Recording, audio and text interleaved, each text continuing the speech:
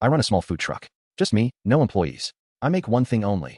Beef patty melts the way my grandmother from Trinidad used to make them. Except I do mine on Texas toast, because I'm not a purist about bread.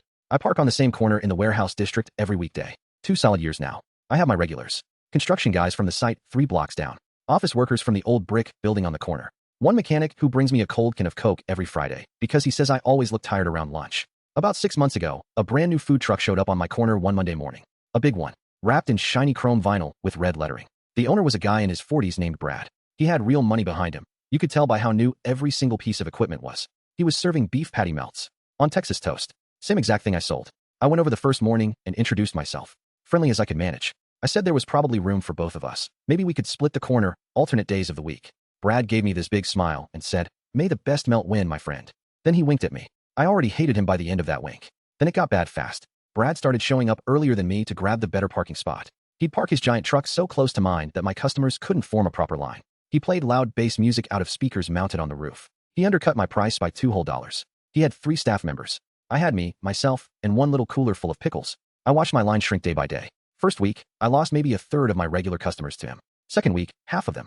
Third week, I was standing alone in an empty truck at noon on a Tuesday wondering whether I had enough left in my savings account to make rent that month.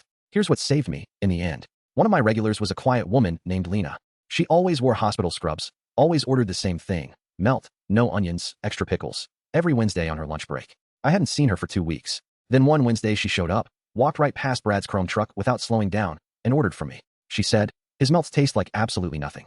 Yours taste like somebody's grandma made them with love." She paid, took her bag, and walked away. I stood there for a second after she left. Then I did something I'd never done before in my life. I wrote down what she'd said on a piece of receipt paper and taped it inside my truck where I could see it from the grill.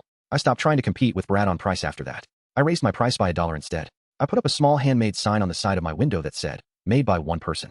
Family recipe. Worth the wait." I started taking a few extra seconds with every single customer, asking their name, remembering it the next time they came around. Brad actually laughed at me when he saw the new sign. He said, "You're raising prices? Good luck with that, kid." Here's what Brad never understood about my customers. They weren't just buying a sandwich from me. They were buying a 5-minute break in a hard day where somebody on the other side of the window knew their name and made them something with 2 hands. Within a month, my line was back. Longer than before, actually. Brad's line was shrinking every day. His staff stood around looking at their phones. His big chrome truck sat empty while people walked 20 feet past it to wait in line for me. Brad lasted 2 more months on that corner. Then one morning his truck just wasn't there. I asked around. He'd moved to a different part of the city. I heard later he closed down completely by the end of fall. I still park on the same corner. I still make exactly one thing. Lena's words are still taped inside my truck. They're faded now, but I can still read them on hard days. That little piece of receipt paper saved my whole business. The mechanic still brings me a Coke every Friday. I still look tired, but the line is still there.